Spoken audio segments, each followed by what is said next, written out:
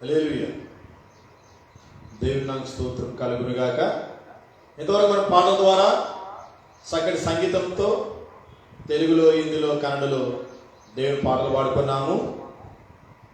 ఆ పాటల్లో ఎంతో మాధుర్యం ఉంది, ఆ సంగీతంలో కూడా ఎంతో మాధుర్యం ఉంది, పాటలు కూడా ఎంతో ఆత్మీయ అర్థం ఉంటున్నాయి. అది విడివిడిగా మనం పాటను పాడకుండా దాన్ని చదివితే దాని అర్థం మనకు అర్థమవుతుంది అన్నట్టు. ఎవరైతే ఇంతవరకు మైక్ శబ్దం విన్నారో, దేవుని సన్నిధి కూర్చొని విన్నారో, మీ హృదయంలో దేవుడు సదానందము, మోక్షానందము, నిత్యానందము, బ్రహ్మానందాన్ని పుట్టించునుగా. ఆమేన్. కొద్దిసేపు మనము దేవుని వాక్యం ధ్యానిస్తామండి. తర్వాత దేవుణ్ణి నోరారగా, హృదయమారగా, ఆత్మసత్యములతో దేవుణ్ణి వ్యక్తిగతంగా దేవుణ్ణి మనం ఆరాధిస్తాము.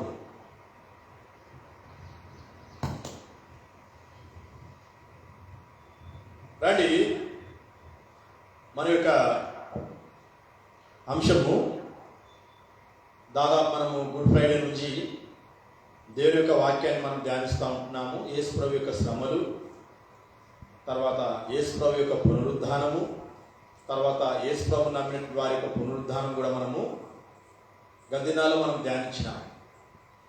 తర్వాత ఒక 5-6 వారాల నుంచి యేసు ప్రభు యొక్క మరణ శ్రమలు ఏ విధంగా లేఖనానుసారంగా ఆయన శ్రమలు పొందుతున్నాడో ఆ యొక్క అంశాన్ని మనము కొన్ని వారాలుగా మనం దేవుని వాక్యం ధ్యానిస్తుంటున్నాం. ఈ వారం కూడా యేసుప్రభు యొక్క శ్రమల గురించి, లేఖనానుసారంగా యేసుప్రభు ఏ విధంగా అప్పచెప్పబడ్డాడు రోమా సైనికులకు, ఆ ప్రధాన యాజకులకు అనే విషయాలు మనము ధ్యానించుకున్నాం. ఎవరైతే లైవ్లో వింటున్నారో, ఎవరైతే మైక్ శబ్దంలో వింటున్నారో, ఎవరైతే దేవుని సన్నిధిలో కూర్చొని వింటున్నారో, నేను ఇక్కడ ఏం మత సంబంధించిన మాటలు చెప్పడం లేదు, సనాతన గ్రంథం అనేటువంటి మాటలు నేను చెప్తా ఉంటున్నాను.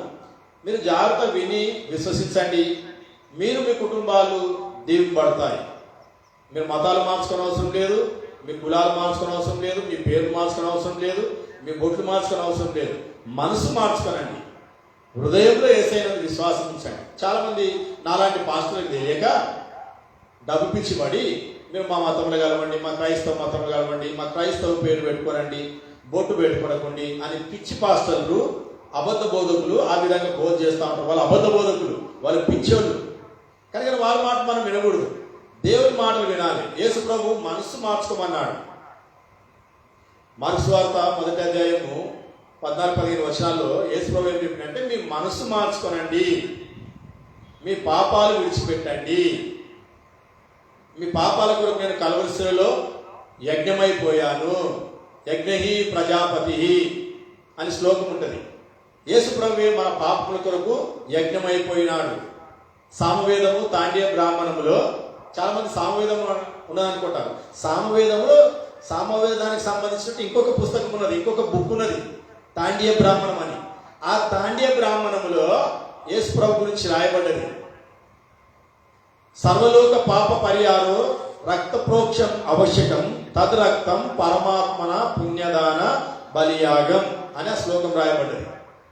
సర్వలోకం యొక్క పాపముల కొరకు క్షమించడానికి కొరకై ఆ దేవుడే మానవాకారం ఈ లోకంలో వచ్చి, నా పాపముల కొరకు, సర్వలోకం యొక్క పాపముల కొరకు ఆయన చనిపోవాలి, రక్తం చిందించాలి అని రాయబడిన శ్లోకం తాండీయ బ్రాహ్మణంలో. సామవేదము, తాండీయ బ్రాహ్మణంలో. చాలా మంది సామవేదంలో లేదయ్యా అంటారు. సామవేదం సంబంధించి ఇంకొక పుస్తకం ఉన్నది, దాని పేరు ఏమిటి అంటే తాండీయ బ్రాహ్మణం. అందులో రాయబడినారు ఈ శ్లోకం.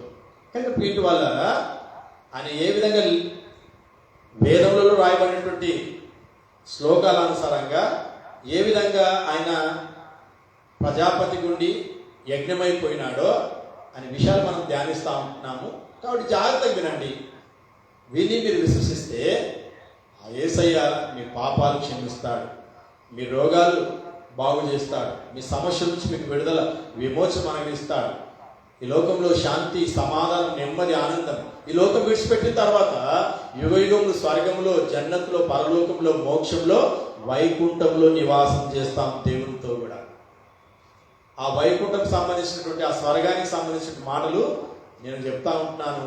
జాగ్రత్తగా మీరు ప్యారి బాయో ఆ బయనో हमारे रंजोल गांव के निवासियों और जो लोग हमारे प्यारे भाई बहनों लाइव सुन रहे हैं, आपको खुदावंद यीशु मसीह आम दावत दे रहे हैं। खुदावंद यीशु मसीह आपके गुनाह के लिए, हमारे गुनाह के लिए, सारी दुनिया के गुनाह के लिए वो सलीब पर कुर्बान हुआ, अपना पाक खून बहा।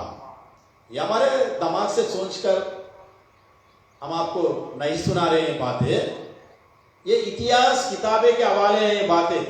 इसलिए खुदा कलम में लिखा है, किताब मुकद्दस के बावजूद खुदावंद यीशु मसीह हमारे गुनाह के लिए मारा गया और गाड़ा गया, और तीसरे दिन वो मुर्दों में से किताब मुकद्दस के बावजूद वो जिंदा हुए हैं, क़यामत हुए हैं वो मुर्दों में से।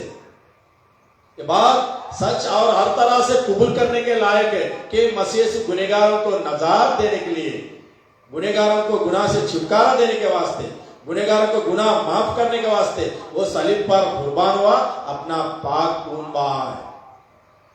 इसलिए प्यारे भाइयों, अब मजहब बदलने की जरूरत नहीं, नाम बदलने की जरूरत नहीं, पाते दिलाने की जरूरत नहीं, फूल चढ़ाने की जरूरत नहीं, नारियल फोड़ने की जरूरत नहीं, अगरबत्ती मोमबत्ती जलाने की जरूरत नहीं। आपके गुनाह के वास्ते खुदावंद यीशु मसीह के पास आकर आप गुनाह के वास्ते तौबा करो, आपका गुनाह खुदावंद यीशु मसीह माफ करेंगे, आपको पाक इंसान बनाएंगे, आपको जन्नत नसीब होगा, इस दुनिया में भी आपको बरकत रहेगा, आपकी सारी बीमारियों से वो आपको शिफा देंगे, हर मुसीबत की जंजीर से वो छुड़ाने वाले हैं, हर बिगड़ी जिंदगी को वो बनाने वाले हैं। मेरी जिंदगी की कश्ती तूफानों में गिरी, पर ये मसीह आप मेरे बचाने वाले हैं। शायरी है, खुदावंद यीशु मसीह हमारे गुनाह से हमको बचाने वाले हैं, हमारे गुनाह से हमको छुटकारा देने वाले हैं, इसलिए हमको जन्नत नसीब करने वाले हैं, हमको बरकत देने वाले हैं, सारी मुसीबत से छुड़ाने वाले हैं, सारी बीमारियों से वो शिफा देने वाले हैं। खुदावंद यीशु मसीह पर ईमान लाओ। आप कहते हैं ना, वो हमारे ईसा सलाम है, वो हमारे ईसा नूर अल्लाह है, वो हमारे ईसा रूह अल्लाह है। अल्लाह भी है ही रूह अल्लाह, वही ईसा रूह अल्लाह है। 1,24,000 पैगंबर इस दुनिया में खुदा भेजे बोलकर हम कह रहे हैं ना, 1,24,000 पैगंबर में या नबी को, किसी को भी, कोई भी पैगंबर को हम मूसा रूह अल्लाह, इब्राहिम रूह अल्लाह, दाऊद रूह अल्लाह, दाऊद नूर अल्लाह, मूसा नूर अल्लाह, इब्राहिम नूर अल्लाह बोल के नहीं कहे, सिर्फ खुदावंद यीशु मसीह को कह रहे हैं, ईसा रूह अल्लाह, ईसा नूर अल्लाह, क्योंकि अल्लाह भी आया। मेरे बात को समझो, गौर करो, मजहब में मत मिलो, नाम बदलने की जरूरत नहीं है, खुदा का कलम पर ईमान लाओ, आपका घराना नजात पाएगा। आमीन। రండి మన అంశము, యేసు ప్రభువు ఏ విధంగా ఆయన శ్రమ పొంది ఉంటున్నాడు, లేఖనాల ప్రకారం ఆ లేఖనాలు ఆయన విషయంలో నెరవేరబడ్డాయి అనే అంశాలు మనం ధ్యానిస్తాం. రండి, మత్తయి సువార్త 27వ అధ్యాయము 1వ వచనం నుంచి, క్షమించండి 3వ వచనం నుంచి 10వ వచనం వరకు చదువుకున్నాడు. అప్పుడు ఆయనను అప్పగించిన యూదా ఆయన శిక్ష వినపబడక చూచి పశ్చాత్తాపపడి ఆ 30 వెండి నాణ్యములు ప్రధాన యాజకుల యొద్దకును పెద్దల యొద్దకును మరలా తెచ్చి, నేను నిరపరాధి రక్తమును అప్పగించి పాపం చేస్తానని చెప్పాను. వారు దానితో మాకేమి, నీవే చూసుకోమని చెప్పగా, అతడు ఆ వెండి నాణ్యములు దేవాలయంలో పారవేసిపోయి ఉరి పెట్టుకొనండి. ప్రధాన యాజకులు ఆ వెండి నాణ్యములు తీసుకొని, ఇవి రక్త క్రయధనము గనక వీటిని కానుక పెట్టెలో వేయతగదని చెప్పుకొనిది. కాబట్టి వారు ఆలోచన చేసి వాటినిచ్చి పరదేశులను పాతిపెట్టుటకు కుమ్మరివాని పొలము కొనిది. అందువలన నేటి వరకు ఆ పొలము రక్తం పొలం అనబడుచున్నది. అప్పుడు విలువ కట్టబడిన వాని, అనగా ఇశ్రాయేలులో కొందరు విలువ కట్టిన వాని క్రయధనమైన 30 వెండి నాణెములు తీసుకొని, ప్రభు నాకు నియమించిన ప్రకారం వాటిని కుమ్మరివాని పొలంకి ఇచ్చిరి అని ప్రవక్త అయిన ఇర్మియా ద్వారా చెప్పబడిన మాట నెరవేరెను. ఆమేన్. ఒక మాట ప్రార్థన చేసుకుందాం. మా ప్రేమ కలిగిన ప్రియ పరలోకపు తండ్రి, మీ పాదం స్తోత్రం. దేవకోసం మీకు వాక్యం ధ్యానిస్తున్న మీరు అందరితో మాట్లాడండి, మీ మేరన్న స్వరాన్ని వినిపించండి, మా కొరకు దాచించిన గ్రహింపలేని గూఢమైన సంగతులు బయలుపరచండి. మత్తయి సువార్త 27వ అధ్యాయము 3వ వచనం నుంచి 10వ వచనం ధ్యానిస్తున్న మేము అందరితో మాట్లాడండి. ఐదు నలుపుని మీ రక్తపోషకు వస్తున్న కడుగు పరిశుభ్రపరచం, నోటికి బోరగుని వాడుకొని మాకందరికి వినే చెవులు, గ్రహించి జ్ఞానము, అంగీకారం దయచేయండి. ఎవరైతే మైక్ శబ్దం వింటున్నారో, ఎవరైతే లైవ్లో వింటున్నారో, ఎవరైతే మీ సన్నిధిలో కూర్చొని వింటున్నారో, విని విశ్వసించి మీ ద్వారా దీవెన పొంది మారుమనసు రక్షణ పొంది దేవా మీ రాజ్యానికి వారసులవుటకు కృపను చూపించమని సాయం చేయమని ప్రభువు యేసు నామములో ప్రార్థించి స్తుతించి అడిగి వేడుకుంటున్నాము తండ్రి. ఆమేన్. హల్లెలూయా. Praise the lord. రండి మన అంశము మత్తయి సువార్త 27వ అధ్యాయం చదవండి 3వ వచనం. అప్పుడు ఆయనను అప్పగించిన యూదా ఆయనకు శిక్ష విధింపబడగా చూచి పశ్చాత్తాపడి ఆ 30 వెండి నాణ్యములు ప్రధాన యాజకుల యొద్దకును పెద్దల యొద్దకును మరలా తెచ్చి 12 మంది శిష్యులు మొట్టమొదటి యేసు ప్రభువు వేల మంది లక్షల మంది వెంబడించినారు, శిష్యులు అయిపోయినారు యేసు ప్రభు. తర్వాత యేసు ప్రభు చెప్తున్నటువంటి మాటలను బట్టి, నిజమైన మాటలను బట్టి ఒకరు వెనుకంజ వేసినారు. ఎవరైనా చెప్పండి, ఒకరు వెనుకంజ వేసినారు. తర్వాత 70 మంది మిగిలిపోయినారు. వారిలో నుంచి కూడా కొంతమంది వెళ్ళిపోయి ఎంతమంది మిగిలిన 12 మంది మిగిలిపోయి, ఎంతమంది మిగిలిన దూరాన 12 మంది. మొట్టమొదటిగా లక్షల మంది వెంబడించినారు, తర్వాత వేల మంది అయినరు, వేల మంది నుంచి వందలు అయినరు, వందల నుంచి యాడికి వచ్చింది ఇప్పుడు వాళ్ళు 12 మందికి వచ్చింది. తర్వాత 12 మందిలో కూడా ఇంకొక వ్యక్తి ఇస్కరియోతు యూదా అనే వాళ్ళు చాలా మంది ఉన్నారు బైబిల్లో. ఈయన పేరు ఏంటంటే మారు పేరు ఏంటంటే ఇస్కరియోతు యూదా. ఈయన ఇన్సియల్ ఏంటంటే ఇస్కరియోతు. యూదాలు చాలా మంది ఉన్నారు. ఇస్కరియోతు యూదా ఈ వ్యక్తి డబ్బు పిచ్చిపడి తర్వాత కానుక తీసుకునే కానుక సంచి అంతా కూడా ఈ యొక్క యూద దగ్గరనే ఉండేది అనమాట. ఎక్కడైనా పచ్చడి పోయినప్పుడు యేసు ప్రభువు పడి ప్రజలు కానుక ఇచ్చినప్పుడు ఆ కానుక సంచి ఎవరి దగ్గర ఉంటుందంటే ఈ ఇస్కరియోతు యూద దగ్గరనే ఉండేది. కనుకనే ఆ డబ్బును చూసి ఈయన ఏమైపోయాడంటే డబ్బు పిచ్చి అయిపోయింది. కనుకనే ఒకవేళ యేసు ప్రభువు నేను ఈ రోమా సైనికులకి ప్రధాన యాజకులకి నేను అప్పచెప్పిన అనుకోండి, వాళ్ళు ఇంకెంత డబ్బు ఇస్తారు అని ఆశ కలిగింది. ఎవరికి చెప్పండి,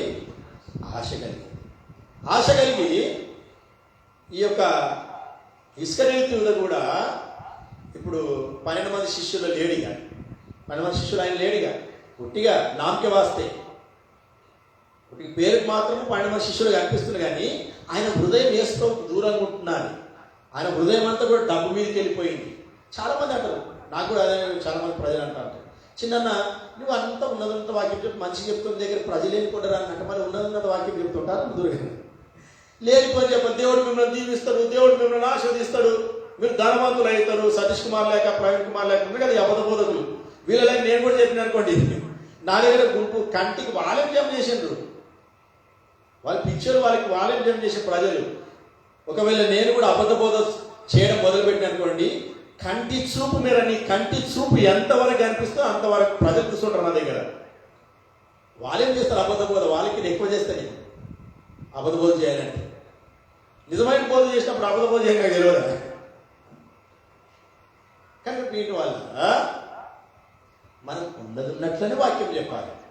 లేకపోతే కల్పన కథ చెప్పకూడదు, ప్రజలకు అబద్ధపు మాటలు చెప్పకూడదు. దేవుడు దీవిస్తాడు, దేవుడు ఆశీర్వదిస్తాడు, రోగాలు బాగా చేస్తాడు, పుట్టిన బాగా చేస్తాడు, డబ్బులు ఇస్తే బాగా చేస్తాడు, కానుకలు పంపండి దేవుడు దీవిస్తాడు, ఇట్లా చెప్తే చాలా మంది వస్తారు ప్రజలు. అట్లా చెప్పకూడదు. మనం నువ్వు దేవుని యందు విశ్వాసం ఉంచు, నువ్వు పాపాలు ఒప్పుకో, అప్పుడు దేవుడు నేను దీవిస్తాడు, అప్పుడు నీ రోగాలు బాగా చేస్తాడు, దేవుడు నిన్ను ఆశీర్వదిస్తాడు. ఇట్లా చెప్పాలి వాక్యం. దేవుడి వాక్యం అట్లా చెప్పమంటాం, వీళ్ళంటే చెప్పరు. నువ్వు దేవుడిని నమ్మకపో, నువ్వు డబ్బు పంపి దేవుడు నిన్ను దీవిస్తాడు, దేవుడు నిన్ను ఆశీర్వదిస్తాడు, మా నూనె బాటలు కొనుక్కోండి, మా దస్తులు కొనుక్కోండి, దేవుడు మిమ్మల్ని ఆశీర్వదిస్తాడని ఈ అబద్ధ బోధకులు చెప్తారు.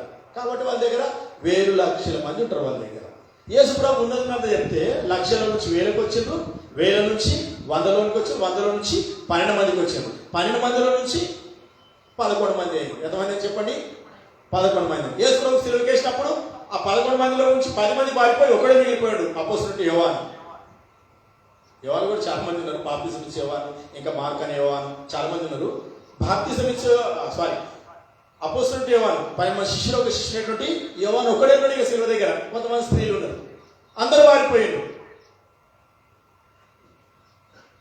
నేను కూడా ప్రజలందరూ అడగడానికి నేను దేవునికి అట్లా ప్రార్థన చేసిన, ప్రభా నా దగ్గర ఎందుకు ప్రజలు ఉండలేకపోతున్నారు, ఎందుకు గుంపు జమ కావడం లేదు ప్రభా అని నేను అడిగితే, ఒరే పిచ్చోడా ఉన్నదని చెప్తే నా దగ్గర మిగిలిన ఒక్కడు మిగిలిన లాస్ట్కి వస్తే ఎంతమంది మిగిలిన ఒక్కడు మిగిలిన మళ్ళీ నీ దగ్గర వాళ్ళు మిగులుతారా? పిచ్చోడా, ఈ లోకం అట్లా ఉంటుంది. నేను చెప్పేది చెప్పు, నేను చెప్పేది చెప్పు. 10 పుడితే పూరికి ఒకటి పుడితే ఏమంటా, 10 పిల్లలు పుడితే దానికి ఏమైనా విలువ ఉన్నది. అదే పులి నాకు అంటే ఎంత పెద్ద పైల్వాన్ తీసుమార్కాయని కూడా భూమిని బట్టి పారిపోతూ ఉంటాడు. 10 పిల్లలు చూసి ఎవరైనా పారిపోతారా? 10 చూసి. కనుక పేటు వాళ్ళరా, 10కి 10 పుడితేమి, పులికి ఒకటి పుడితే. నిజమైన పరిచయ ద్వారా నిజంగా ఒకరు నమ్మకం చాలు, దేవునికి ఎంతో సంతోషం. మన పరలోకము దేవుని దూతలు ఎదుగుతారు. కనుక పేటు వాళ్ళరా, ఇప్పుడు ఈ 11 మందిలో ఒకటి యూదా డబ్బు కొరకు యేసు ప్రభుకు 30 వెండి నాణేలకు అమ్ముకున్నాడు. ఎంత అమ్ముకున్నాడు చెప్పండి? 30 వెండి నాణేలకు అమ్ముకున్నాడు ఇస్కరియోతు యూదా. రండి మత్తయి సువార్త 26 అధ్యాయం. మత్తయి సువార్త 26 అధ్యాయం 14 వచనం చదవండి. Matthew gospel chapter 26 verse 14 to 16. 14 వచనం. అప్పుడు 12 మందిలో నొకడగు ఇస్కరియోతు యూదా ప్రధాన యాజకుల వద్దకు వెళ్ళి, నేను ఆయన మీకు అప్పగించిన ఎడల నాకేమిత్రుని వారిని అడిగింది. అందుకు వారు 30 వెండి నాణెములు తూచి వానికి ఇచ్చిరి. వాడప్పటి నుండి ఆయనను అప్పగించుటకు తగిన సమయము కనిపెట్టుచుండెను. వీడు డబ్బాసి కొరకు భయం చేసిందంటే యేసు ప్రభుకి అమ్ముకోనాడు. ప్రధాన యాజకుల దగ్గరికి పోయి వాళ్ళకి అడుగుతా ఉంటున్నాడు. యేసు ప్రభుని సంపాలని ఆలోచన చేస్తుంది కదా. అయితే మీరు డైరెక్ట్గా పట్టుకోరని అనుకోండి, ప్రజలు నూనెను కూడా చంపుతారు. ఎందుకంటే యేసు ప్రభు అంత కార్యం చేస్తున్నాడు. కుంటోళ్ళకు బాగా కాలిస్తున్నాడు నడవడానికి, గుడ్డోళ్ళకు కాలిస్తున్నాడు చూడడానికి, చనిపోయిన వారిని లేపుతా ఉంటున్నాడు, మూగవారికి మాటలు ఇస్తూ ఉంటున్నాడు, గొప్ప గొప్ప ఆశ్చర్య కార్యాలు అద్భుత కార్యాలు చేస్తూ ఉంటున్నాడు, రోగులకు స్వస్థపరుస్తూ ఉంటున్నాడు, బాణపతి శక్తుల ద్వారా మంత్రశక్తుల ద్వారా పీడిపడిన వారికి విడుదల చేస్తూ ఉంటున్నాడు. ప్రజల్లో ఆయన గొప్ప పేరు, మంచి పేరున్నది. చాలా సందర్భాల్లో ప్రజలు ఇక మాకు ఈ రాజులొద్దు, ఈ హేరోదు రాజు వద్దు మాకు, ఈ కైసర్ వద్దు మాకు, ఈ పిలాతు వద్దు మాకు, నీవే మాకు రాజు ఉండాయి అన్నారు యేసు ప్రభు. మంచి పేరున్నది ప్రజల్లో కూడా యేసు ప్రభుకి. అయితే డైరెక్ట్గా మీరు పోయి పట్టుకోవాలని అనుకోండి, ఏమవుతుంది? ప్రజలు కొడతారు వాళ్ళకు, ప్రధాన యాజకులకు. కనుకనే ఇప్పుడు వాళ్ళు ఎప్పుడెప్పుడు కనిపెట్టాలి, ఎప్పుడెప్పుడు పట్టుకోవాలని కనిపెడతా ఉంటున్నారు. ఈ వ్యక్తి యూదా పోయి, మీరు యేసు ప్రభు పట్టుకొని సిలువకి వెళ్ళని ఆలోచన చేస్తున్నారు కదా, నాకు తెలుసు, మళ్ళీ రాని పట్టిస్తాను, నేను నాకేం ఇస్తాను అంటే 30 వెండి నాణాలు చూసి ఇచ్చినారు. జోకి 30 వెండి నాణాలు ఇచ్చినారు. ఎవరికి? యూదా. ఇక అప్పటి నుంచి సమయం ఇవ్వలేనప్పుడు, ఏకాంతంగా యేసు ప్రభు ఉన్నప్పుడు పట్టియాలని ఏకాంతంగా తన శిష్యులు పెట్టుకొని ప్రార్థన చేసేటప్పుడు రాత్రి వేళ పోయి పట్టించింది. రాత్రి ఎందుకు పట్టించింది? దినమంతా ప్రజలు ఉంటారు, కొడతారు. కాబట్టి రాత్రి వేళ పోయి ప్రార్థనలు ఉన్నప్పుడు తన తగిన శిష్యులతో ఉన్నప్పుడు పోయి పట్టించినాడు. ఎందుకొరకంటే 30 వెండి నాణేల కొరకు. ఈ యొక్క 30 వెండి నాణేలకు యేసు ప్రభుకు పట్టిస్తారని లేఖనం ప్రకారం ఉన్నదన్నమాట. మొట్టమొదటి ప్రవక్తలు ప్రవచించింది యేసు ప్రభు భూలోకానికి రాకముందే ఈ విధంగా జరుగుతుంది భవిష్యత్తు అని. ప్రవక్తలు అంటే భవిష్యత్తు చెప్పేవారు. ప్రవక్తలు ఏం చెప్తా చెప్పండి? భవిష్యత్తు చెప్తా ఉంటారు. ఇప్పుడు కాలజ్ఞానం రాసి ఉంటున్నాడు ఎవరు? బ్రహ్మం గారు. ఆయనకి లోక సంబంధం చెప్పిండు. ఆయన లోక సంబంధం పెట్టి భవిష్యత్తు చెప్పిండు. ఆయన పరలోకము, నరకము, రక్షణ, మారు మనసు, పాపాలు ఒప్పుకోనాలి, దేవుని మార్గం నడవాలని చెప్పలేదు ఆయన. లోక సంబంధిత విషయాలు చెప్పిండు ఆయన. అయితే ఇది అట్లా కాదు. ఇక్కడ ఈ ప్రవక్తలు, యేసయ్య పంపించిన ప్రవక్తలు భవిష్యత్తులో జరగబోయే విషయాలు చెప్తా ఉంటున్నారు. ఆ భయంకరమైన విషయాల నుంచి మీరు ఏ విధంగా తప్పింపడాలనే విషయాలు ఈ ప్రవక్తలు చెప్తా ఉంటున్నారు. కానీ పేంటి వాళ్ళరా, అందుకొరకు అంటాడు ఇక్కడ, చదవండి 9వ వచనం చదవండి. Matthew gospel chapter 27 verse 9. అప్పుడు విలువ కట్టబడిన వాని అనగా ఇశ్రాయేలులో కొందరు విలువ కట్టిన వాని క్రయధనం 30 వెండి నాణ్యములు తీసుకొని ప్రభు నాకు నియమించిన ప్రకారం వారికి కుమ్మరి వాని పొలంలోకి ఇచ్చిరి అని ప్రవక్త అయిన ఇర్మియా ద్వారా చెప్పబడిన మాట నెరవేరు. ఇర్మియా గ్రంథంలో మన ప్రింటింగ్ మిస్టేక్ చేసిండ్రా, తర్వాత తర్జుమ తప్పు చేసిండ్రా, అక్కడ 17 వెండి నాణ్యాలన్నీ. కనుకనే ఇక్కడ ఇర్మియాలో రాయబడ్డది పొలం కొనే విషయంలో, కానీ అక్కడ 17 వెండి నాణ్యాలను తర్జుమ చేసింది. మళ్ళీ ప్రింటింగ్ మిస్టేక్ అయింది అనుకుంటాను. ఇదే మాట జకర్యా గ్రంథంలో కరెక్ట్ తర్జుమ చేసింది. ఎందుకంటే కొన్ని పరిశుద్ధ గ్రంథంలో అప్పుడు తర్జుమ చేసేటప్పుడు కొందరు ఏం చేసిందంటే సరైన పదాలు తర్జుమ చేయలేదు. తర్వాత ప్రింట్ చేసేటప్పుడు కూడా కొన్ని ప్రింటింగ్ మిస్టేక్లు అయింది. చాలామంది మత చందవాసులు, మత పిచ్చోళ్ళు ఇవే మాట పట్టుకొని అడుగుతూ ఉంటారు అన్నమాట. నేను వాళ్ళకి సమాధానం చెప్తా ఉంటాను. ప్రింటింగ్ మిస్టేక్ అయింది, తర్వాత తర్జుమ చేసేటప్పుడు కూడా తర్జుమ కూడా రాంగ్ చేసిండ్రు అని చెప్తా ఉంటారన్న. కొన్ని సందర్భాల్లో బూత్ మాట కూడా తర్జుమ చేసిండ్రు. వాళ్ళు అడుగుతూ ఉంటారు, ఇంత బూత్ మాట ఉంటే బైబుల్లో. దేవుడు బూత్ మాట తర్జుమ ఏమో చెప్పలేదు, చేసే మాట తప్పు చేసిండు. ఎవరు చేసిండ్రు కన్నా? చేసే మాట తప్పు చేసిండు. కనుక అప్పుడు మనకి జ్ఞానం లేదు. ఆ రోజుల్లో కొంతమంది బ్రాహ్మణుల సాయం కూడా తీసుకున్నారు. చదువుకున్నటువంటి బ్రాహ్మణ్స్ కూడా తర్జుమ సహకరించినారు. మరి వాళ్ళు సరైన పదాలు తర్జుమ చేయలేదు ఆ రోజుల్లో. కానీ వీటి వాళ్ళరా రండి, మన అంశము ఇదే విషయము జకర్యా గ్రంథంలో చాలా స్పష్టంగా ఉన్నది. 11వ అధ్యాయం జకర్యా గ్రంథము 11వ అధ్యాయము 12, 13 వచనాలు. జకర్యాస్ చాప్టర్ 11 verse 12 and 13. జకర్యా గ్రంథం. జకర్యా తర్వాత మలాకి, మలాకి తర్వాత మత్తయి సువార్త. జకర్యా గ్రంథము 11వ అధ్యాయం చదవండి. 12వ వచనం. మీకు అనుకూలమైన ఎడల నా కూలి నాకీయుడి, లేని ఎడల మానివేయుడని నేను వారితో అనగా వారు నా కూలికై 30 తులముల వెండి తూచి ఇచ్చిరి. యెహోవా ఎంత అపురముగా వారు నాకు ఏర్పరిచిన క్రయధనము కుమ్మరికి పారవేయమని నాకు ఆజ్ఞేయగా నేను ఆ 30 తులముల వెండిని తీసుకొని యెహోవా మందిరంలో కుమ్మరికి పారవేసి తిని. ఆమేన్. ఇక్కడ స్పష్టంగా రాయబడి ఉంటున్నారు. జకర్యా గ్రంథంలో స్పష్టంగా రాయబడి ఉంటున్నారు 30 వెండి నాణ్యాలు కుమ్మరి వానికి ఇవ్వాలని, దేవుని మందిరంలో పడేయాలని స్పష్టంగా ఈ యొక్క విషయాలు వ్రాయబడి ఉంటున్నాయి. రండి, మన అంశము మత్తయి సువార్త 27వ అధ్యాయము 4వ వచనం చదవండి. Matthew gospel chapter 27 verse 4. నేను నిరపరాధి రక్తం అప్పగించి పాపం చేసిందని చెప్పాను. వారు దానితో మాకేమి, నీవే చూసుకోమని చెప్పగా అతడు ఆ వెండి నాణ్యములు దేవాలయంలో పారవేసిపోయి ఊరి పెట్టుకొని రెవల్యూషన్ వచ్చిండు. యేసు ప్రభుకు ఆ సిలువకి శ్రమలు చూసిండు, బర్బాస్ కాలేదు. ఏమైంది?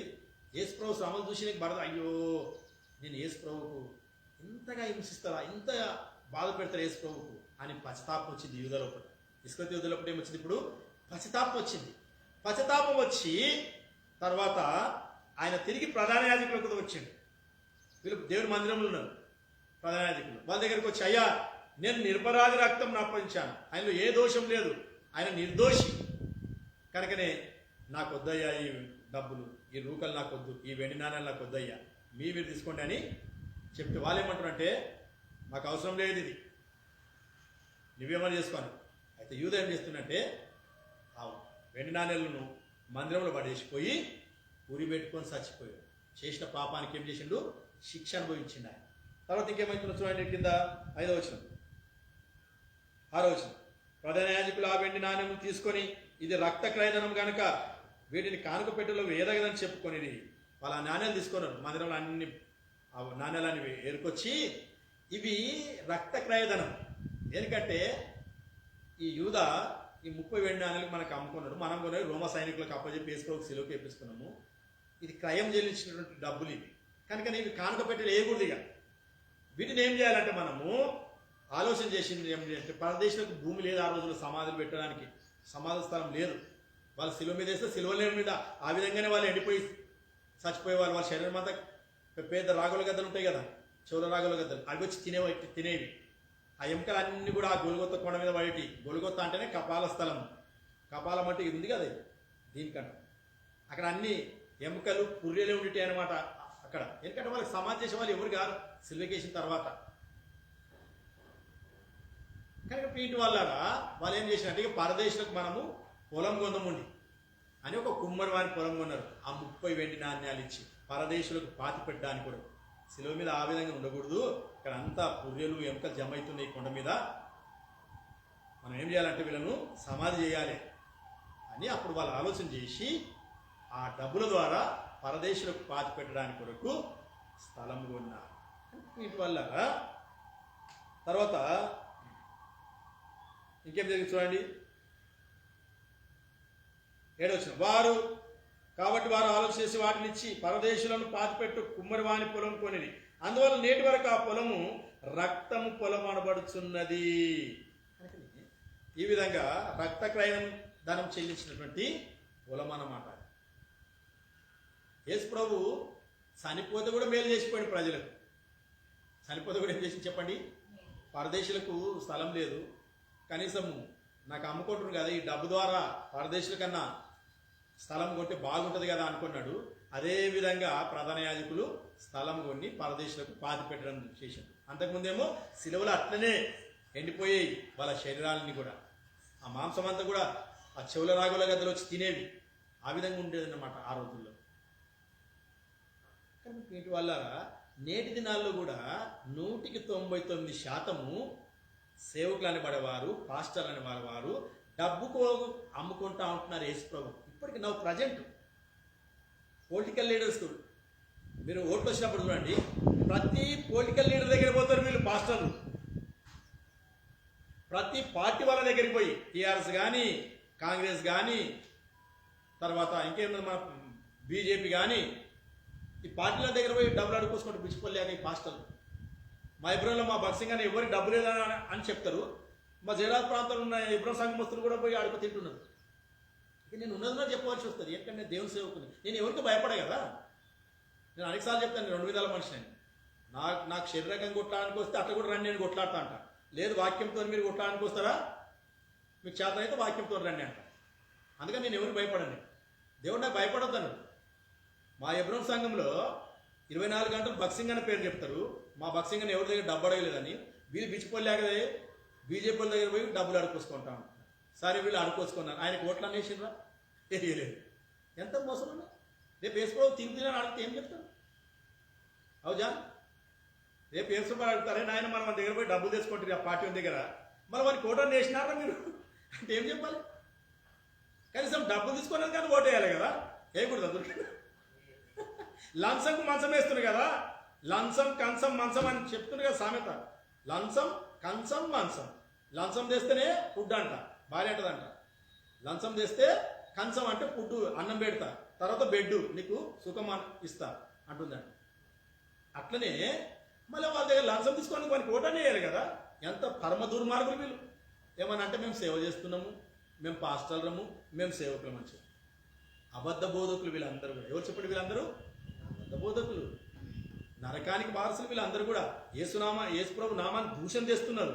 అదే నా దగ్గరికి వస్తే నేనేమో తెలుసా, నాకు ఏ బీజేపీ కానీ, కాంగ్రెస్ కానీ, టీఆర్ఎస్ కానీ ఏ పార్టీ నాకు శత్రువులు గారు వాళ్ళకి నా దగ్గర తీసుకురండి, నేను వాళ్ళకి పార్టీ ఫండ్ రాస్తాను. మాకు దేవుడు ఈమని చెప్పాడు, అడుక్కోమని చెప్పలే, మాకు ఈమని చెప్పి నేను ఇస్తా, నేను రాస్తా పార్టీ ఫండ్ అన్నాడు. అట్లా జరాలు ఎవరు తీసుకున్నాడు.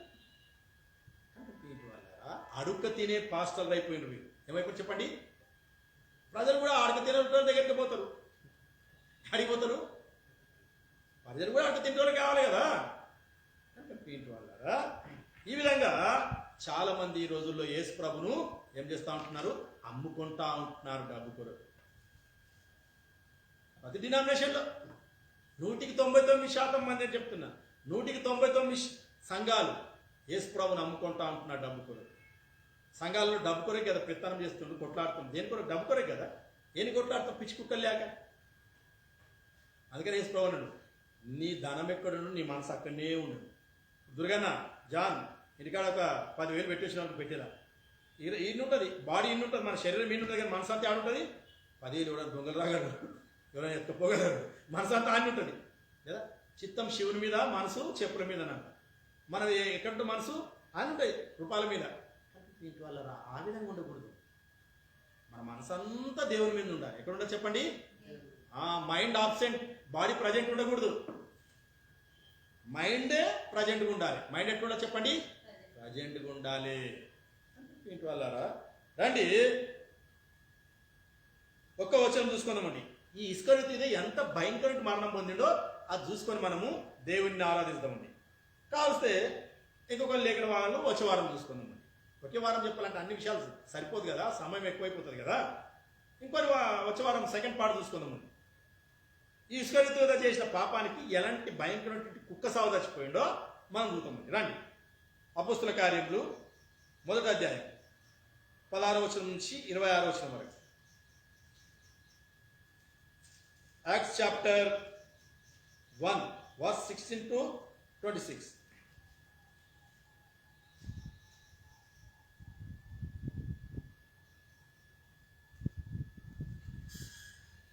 అపోస్తుల కార్యములు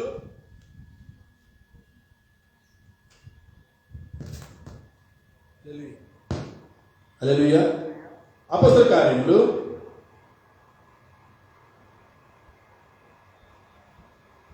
1వ అధ్యాయం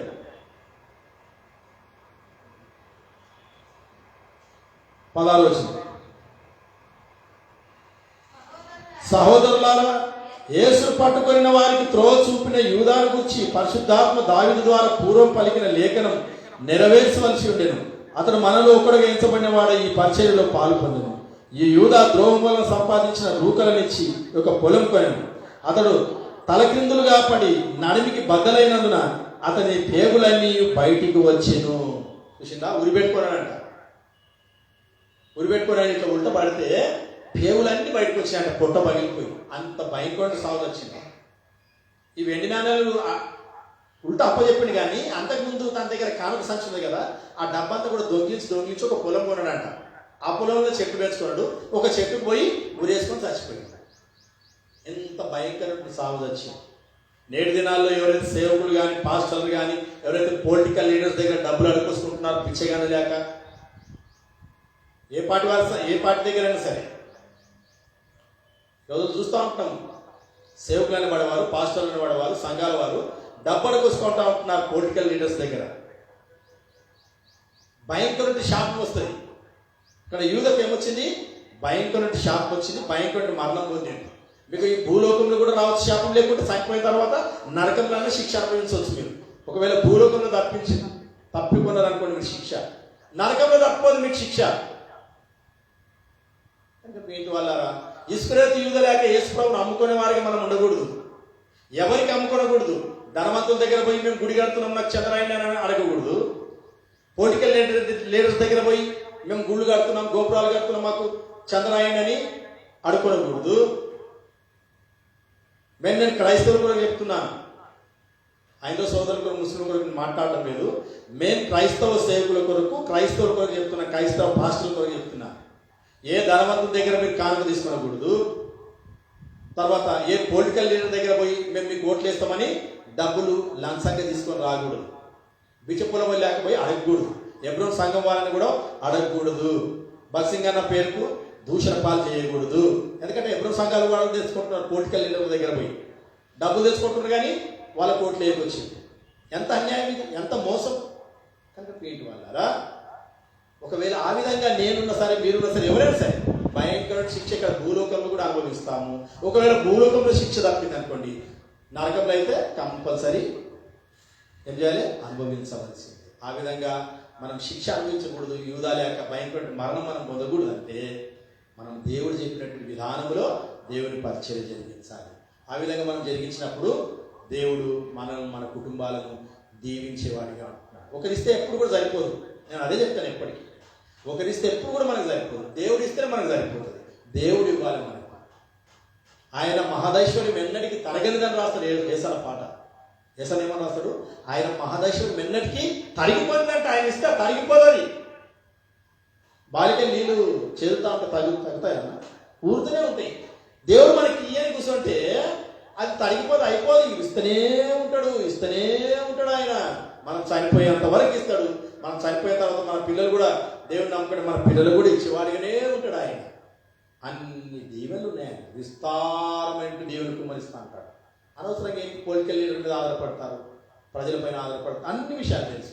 ఇస్కరియోతు యూదా యేసుప్రభువును నమ్ముకున్న మాట చెప్తారు. ఈ పాస్టర్లే, నాలాంటి పాస్టర్లే, ఈ అబద్ధ బోధకులు వాళ్ళు చెప్తారు ఇస్కరియోతు యూదా అమ్ముకున్నారు. మరి మీరు అమ్ముకోనికి వచ్చిన కోరికల లీడర్లకు మీరు కూడా అమ్ముకుంటారు కదా, మీరు ఎందుకు అమ్ముకుంటారు? మళ్ళీ మీరు కూడా ఇస్కరియోతు యూదాలే. ఆ విధంగా ఉండకూడదు అంటున్నాడు. అపోస్తలుడు పౌలు వలె మనం ఉండాలన్న, ఇచ్చేవాడిగా మనం ఉండాలన్న. ఆ విధంగా దేవుడు నిన్ను నన్ను సార్వత్రిక సంఘాన్ని సిద్ధం చేయలేక ఆమేన్. ప్రార్థిస్తున్నాం. మా ప్రేమ కలిగిన ప్రియ పరలోకపు తండ్రి, మీ పాదం స్తోత్రం. ఇంతవరకు అనేక విషయాలు మీరు మాతో మాట్లాడుతూ వచ్చినారు. ఎవరైతే లైవ్లో విన్నారు, ఎవరైతే మీ సంఘం కూర్చొని విన్నారు, ఎవరైతే మైక్ శబ్దం విన్నారు, విని విశ్వసించి మారుమనసు రక్షణ పొంది నేను విశ్వాసం నుంచి మీరు ఆత్మకు సిద్ధపడ్డ కృపను చూపించిన సాయం చేయండి. మీరు మాకు దీర్ఘంగా చేయండి. వందనములు స్తోత్రం చేస్తుంది. సాధనకు లయపరచండి. విన్నట్టు హృదయాలను నిరంతరంగా ఫలింపజేయమని మీ వాక్యాన్ని కృపను చూపించమని యేసు నామములో ప్రార్థించి స్తుతించి అడిగి వేడుకుంటున్నాము తండ్రి. ఆమేన్. హల్లెలూయా. Praise the lord.